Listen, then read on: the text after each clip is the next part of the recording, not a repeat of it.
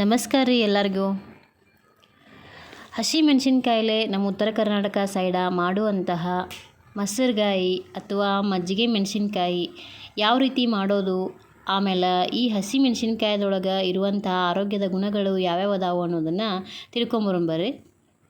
ಹಸಿ ಮೆಣಸಿನ್ಕಾಯಿನ ನಾವು ನಾರ್ಮಲಿ ಎಲ್ಲ ಅಡುಗೆಗಳಿಗೆ ಉಪಯೋಗ ಮಾಡ್ತೀವಿ ರೀ. ಅದು ರುಚಿಯಲ್ಲಿ ಖಾರ ಇದ್ರೂ ಆರೋಗ್ಯದ ಗುಣಗಳನ್ನ ಜಾಸ್ತಿ ಹೊಂದದ್ರಿ. ಈ ಹಸಿ ಮೆಣಸಿನ್ಕಾಯಿನ ಮಿತ ಪ್ರಮಾಣದಾಗ ಸೇವನೆ ಮಾಡೋದ್ರಿಂದ ರೀ ಬಹುತೇಕ ಕಾಯಿಲೆಗಳನ್ನು ನಮ್ಮಿಂದ ದೂರ ಇಟ್ಕೊಳ್ಬೋದು ರೀ. ಹಸಿ ಮೆಣಸಿನ್ಕಾಯಲ್ಲಿ ಸಿಗುವಂತಹ ಆರೋಗ್ಯದ ಪ್ರಯೋಜನಗಳು ಯಾವ್ಯಾವ ಅದಾವ ಅನ್ನೋದನ್ನು ನೋಡೋಣ ಬರ್ರಿ. ಹಸಿ ಮೆಣಸಿನ್ಕಾಯಿ ಒಳಗೆ ರೀ ವಿಟಮಿನ್ಗಳು ಮತ್ತು ಖನಿಜಾಂಶಗಳು ಹೆಚ್ಚಾಗ್ಯದಾವ ರೀ. ಒಣ ಮೆಣಸಿನ್ಕಾಯಿ ಹೋಲಿಸಿದ್ರಿ ಹಸಿ ಮೆಣಸಿನ್ಕಾಯಿ ಒಳಗೆ ವಿಟಮಿನ್ ಮತ್ತು ಖನಿಜಾಂಶಗಳ ಪ್ರಮಾಣ ಹೇರಳವಾಗಿ ಅದಾವ್ರಿ. ಮುಖ್ಯವಾಗಿ ರೀ ನಮ್ಮ ದೇಹಕ್ಕೆ ಅಗತ್ಯವಾಗಿ ಬೇಕಾಗುವಂತಹ ವಿಟಮಿನ್ ಅಂಶಗಳು ಯಾವ್ಯಾವ ಅಂದರೆ vitamin A, vitamin C, vitamin B6, potassium ಮತ್ತು ಕಬ್ಬಿಣದ ಪ್ರಮಾಣ ಇದರಲ್ಲಿ ಹೆಚ್ಚಾಗಿ ಸಿಗ್ತದೆ ರೀ. ಈ ಮೊಸರುಗಾಯಿ ಮಾಡಾಕ್ರಿ ದಪ್ಪವಾಗಿರುವಂಥ ಮೆಣಸಿನ್ಕಾಯಿ ತೊಗೊಳ್ಳೋದು ತುಂಬ ಒಳ್ಳೆಯದ್ರಿ.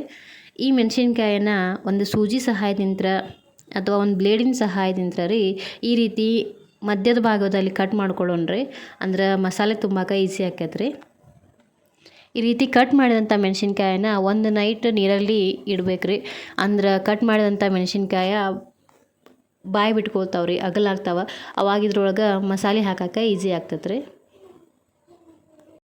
ಹಸಿ ಮೆಣಸಿನ್ಕಾಯಿ ತಿನ್ನೋರಿಗೆ ರೀ ದೇಹದೊಳಗೆ ಸ್ವಲ್ಪ ಪ್ರಮಾಣದಾಗ ಉಷ್ಣಾಂಶ ಉಂಟಾಕೈತೆ ರೀ.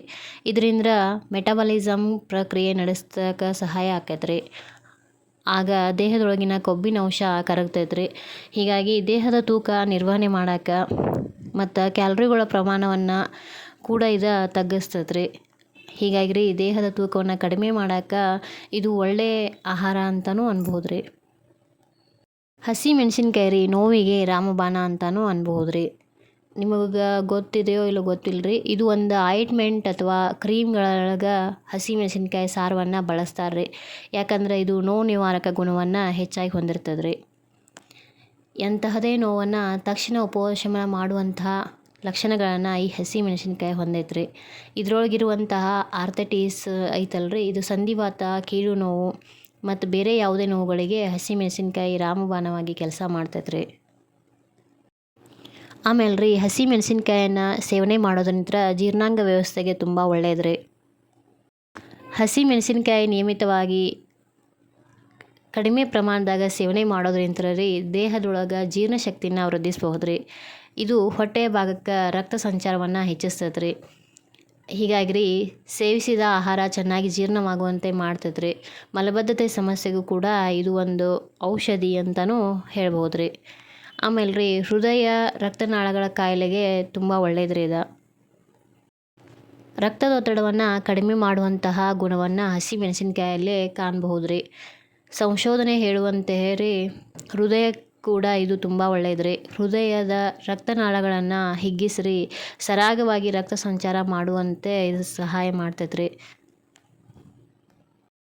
ಹಸಿ ಮೆಣಸಿನ್ಕಾಯಿ ಒಳಗಿರುವಂತಹ ಆ್ಯಂಟಿ ಆಕ್ಸಿಡೆಂಟ್ ಗುಣಲಕ್ಷಣಗಳು ರೀ ನಮ್ಮ ದೇಹದಲ್ಲಿ ಉರಿಯೂತವನ್ನು ಉಂಟು ಮಾಡುವಂತಹ ಫ್ರೀ ರ್ಯಾಡಿಕಲ್ಗಳ ಅಂಶಗಳನ್ನು ಕಡಿಮೆ ಮಾಡುವ ಶಕ್ತಿಯನ್ನು ಇದು ಹೊಂದೈತೆ ರೀ.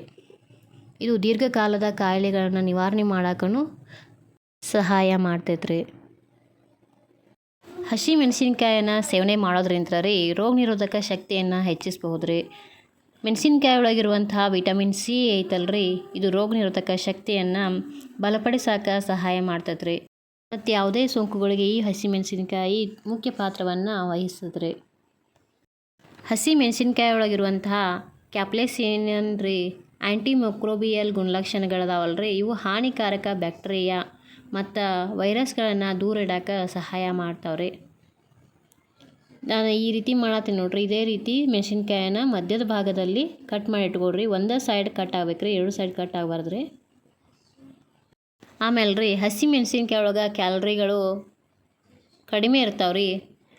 0 ಪ್ರಮಾಣದಾಗ ಕ್ಯಾಲರಿ ಇರೋದ್ರಿಂದ ಇದು ಆರೋಗ್ಯಕ್ಕೆ ತುಂಬ ಒಳ್ಳೆಯದು ರೀ.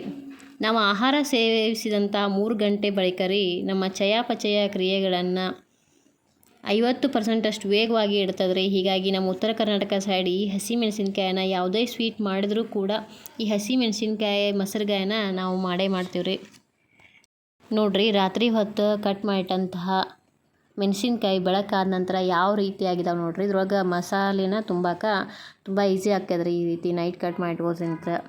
ಆಗ ನೀವು ಮೆಣಸಿನ್ಕಾಯಿ ಕಟ್ ಮಾಡಿ ಮಸಾಲೆನ ತುಂಬ್ತೀನಂದ್ರೆ ಅದು ಅಷ್ಟೊಂದು ಸರಿಯಾಗೋದಿಲ್ಲ ರೀ. ಈ ರೀತಿ ನೀರೊಳಗೆ ಒಂದು ನೈಟ್ ಇರಬೇಕ್ರಿ. ಇದನ್ನು ಒಂದು ನೈಟ್ ಇಟ್ಟ ನಂತರ ಇದ್ರೊಳಗಿರುವಂಥ ಬೀಜ ಈ ರೀತಿ ನೀರೊಳಗೆ ಬೀಳ್ತಾವ್ರಿ. ಆವಾಗ ಖಾರ ಸ್ವಲ್ಪ ಕಡಿಮೆ ಹಾಕಿದ್ರಿ. ಆಮೇಲೆ ಮಸಾಲೆ ತುಂಬಾಕು ಇದು ಈಸಿಯಾಗಿ ಬರ್ತಾವ್ರಿ. ನೋಡಿರಿ, ಇವಾಗ ಇದಕ್ಕೆ ಮಸಾಲೆನ ಯಾವ ರೀತಿ ಮಾಡೋದು ಅನ್ನೋದನ್ನು ತೋರಿಸ್ತೇನೆ ರೀ. ನೋಡಿರಿ, ಇದಕ್ಕೆ ಇವಾಗ ಒಂದು ಸ್ವಲ್ಪ ಉಪ್ಪು ತೊಗೊಂಡೇನ್ರಿ, ಜೀರಿಗೆ ತೊಗೊಂಡೇನ್ರಿ. ಜೀರಿಗೆ ಜಾಸ್ತಿ ಹಾಕ್ಬೇಕ್ರಿ. ಆಮೇಲೆ ಮೆಣಸಿನ್ಕಾಯಿನ ಕಟ್ ಮಾಡಿ ಒಂದು ನೈಟ್ ನೀರೊಳಗೆ ಇಟ್ಟವ್ರಿ. ಆಮೇಲೆ ಚುರುಮರಿ ತೊಗೊಂಡೇನ್ರಿ, ಚುರುಮರಿ. ನೋಡಿರಿ, ಈಗ ಮಿಕ್ಸಿ ಜಾರಿಗೆ ಉಪ್ಪು, ಜೀರಿಗೆ, ಚುರುಮರಿ ಹಾಕ್ಕೊಂಡ್ರಿ. ಇವಾಗ ಇದಕ್ಕೆ ಮೆಣಸಿನ್ಕಾಯಿ ಮಸಾಲೆ ರೆಡಿ ಆಕೈತ್ರಿ. ಇದು ಹಸಿ ಮೆಣಸಿನ್ಕಾಯಿನ ಮಿತವಾಗಿ ಬಳಕೆ ಮಾಡೋದ್ರಿಂದ ರೀ ಕ್ಯಾನ್ಸರ್ ವಿರುದ್ಧನೂ ರಕ್ಷಣೆನ ಪಡಿಬಹುದು ರೀ.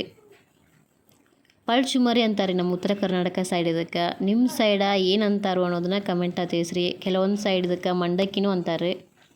ನೋಡಿರಿ, ಇವಾಗ ಇದನ್ನು ಗ್ರೈಂಡ್ರಿಗೆ ಹಾಕಿದೇವ್ರಿ. ಇದಕ್ಕೆ ಇವಾಗ ಜೀರಿಗೆ ಆಮೇಲೆ ಉಪ್ಪು ಹಾಕಿ ಇನ್ನೊಂದು ರೌಂಡ್ ಮಿಕ್ಸಿಗೆ ಹಾಕ್ಕೊಂಡ್ರಿ. ಮಸಾಲೆ ಕಡಿಮೆ ಬಿದ್ದರೆ ಮತ್ತು ಮಾಡ್ಬೋದು ಅಂಥೇಳಿ ಮೀಡಿಯಮ್ ಮಾಡ್ಕೊಂಡೇವ್ರಿ ಮಸಾಲೆ. ಹಸಿ ಮೆಣಸಿನ್ಕಾಯನ್ನು ಸೇವನೆ ಮಾಡೋದ್ರಿಂದ ರೀ ಕ್ಯಾನ್ಸರ್ ವಿರುದ್ಧ ರಕ್ಷಣೆಯನ್ನು ಪಡಿಬಹುದು ರೀ. ಹಸಿ ಮೆಣಸಿನ್ಕಾಯಿ ಒಳಗೆ ಬರುವಂತಹ ರೀ ಆ್ಯಂಟಿ ಆಕ್ಸಿಡೆಂಟ್ಗಳು ರೀ ನೈಸರ್ಗಿಕವಾಗಿ ಸಿಗುವಂಥ ಸ್ಕ್ಯಾವೆಂಜರ್ಗಳಾಗಿ ಕಾರ್ಯನಿರ್ವಹಿಸ್ತಾವ್ರಿ. ಸ್ಕ್ಯಾವೆಂಜರ್ಗಳಾಗಿ ಕಾರ್ಯನಿರ್ವಹಿಸುವ ಮೂಲಕ ರೀ ದೇಹದೊಳಗೆ ಸ್ವತಂತ್ರ ರಾಡಿಕಲ್ಗಳಿಂದ ರಕ್ಷಣೆಯನ್ನು ನೀಡ್ತಾವ್ರಿ. ಆಮೇಲೆ ರೀ ಪ್ರಾಸ್ಟೇಟ್ ಸಮಸ್ಯೆಗಳಿಂದ ರಕ್ಷಣೆಯನ್ನು ನೀಡ್ತಾವ್ರಿ. ನೋಡಿರಿ, ನಾವು ಇವಾಗ ಮಸಾಲೆ ರೆಡಿ ಮಾಡ್ಕೊಂಡಿದ್ದು ಅಲ್ರಿ, ಚುರುಮರಿ, ಜೀರಿಗೆ, ಆಮೇಲೆ ಇದಕ್ಕೆ ಸ್ವಲ್ಪ ಉಪ್ಪು ಹಾಕ್ಕೊಂಡೇವ್ರಿ.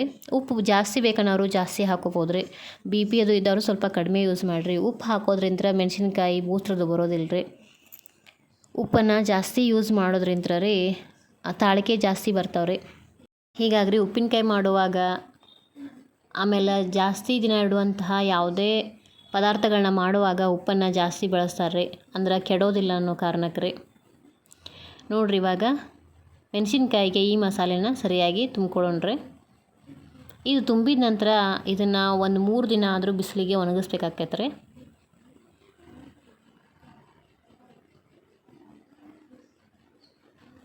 ನಾವು ಒಂದಿನ ನೈಟ್ ಇದನ್ನು ನೀರೊಳಗೆ ಇಟ್ಟಿರ್ತೀವಲ್ರಿ, ಅವಾಗ ಇದ್ರೊಳಗಿರುವಂತಹ ಬೀಜಗಳು ಹೋಗಿರ್ತಾವ್ರಿ. ಒಂದಷ್ಟು ಉದಿರ್ತಾವ್ರಿ. ಖಾರಕ್ಕೆ ಬೇಕ್ರಿ. ಸ್ವೀಟ್ ಮಾಡಿದಾಗ ಈ ರೀತಿ ಮೆಣಸಿನ್ಕಾಯಿನ ಮಾಡಿದ್ರೆ ಸ್ವಲ್ಪ ಸ್ವೀಟ್ ಜೊತೆಗೆ ಖಾರವಾಗಿ ಚೆನ್ನಾಗಿರ್ತದೆ ರೀ. ಒಂದು ನೈಟ್ ನೀರೊಳಗೆ ಇಟ್ಟಿದ್ರಿಂದ ಈ ಮಸಾಲೆಗೆ ನೀರನ್ನು ಆ್ಯಡ್ ಮಾಡೋದು ಅವಶ್ಯಕತೆ ಇರೋದಿಲ್ಲ ರೀ. ನಾವು ಇದನ್ನು ಮಸಾಲೆನ ಅದರೊಳಗೆ ಹಾಕಿ ತುಂಬಿದ ನಂತರ ಅದೇ ನೀರು ಬಿಟ್ಕೊಳ್ಳುತ್ತೆ ರೀ. ಉಪ್ಪು ಹಾಕಿರ್ತವಲ್ರಿ, ಉಪ್ಪು ಸ್ವಲ್ಪ ನೀರು ಬಿಟ್ಕೊಂಡು ಆ ಮಸಾಲೆ ಗಟ್ಟಿ ಆಗ್ತದೆ ರೀ. ನೋಡಿರಿ, ಒಂದೊಂದೇ ಮೆಣಸಿನ್ಕಾಯಿ ಒಳಗೆ ಈ ರೀತಿ ಮಸಾಲೆನ ನಿಧಾನವಾಗಿ ತುಂಬ್ರಿ. ತುಂಬಿದಂತಹ ಮೆಣಸಿನ್ಕಾಯಿಗಳನ್ರಿ ಈ ರೀತಿ ಅಗಲವಾದಂತಹ ಯಾವುದಾದ್ರೂ ಪಾತ್ರೆ ತೊಗೋರಿ, ಇಲ್ಲಾಂದ್ರೆ ಮರ ತೊಗೋರಿ. ಅದ್ರ ಮೇಲ್ಗಡೆ ಒಂದು ಪೇಪರ್ ಹಾಕಿ ಈ ರೀತಿ ಇಡ್ರಿ. ಇವು ಬಿಸಿಲಿಗೆ ಒಂದು 3 ದಿನ ಆದರೂ ಒಣಗಬೇಕು ರೀ.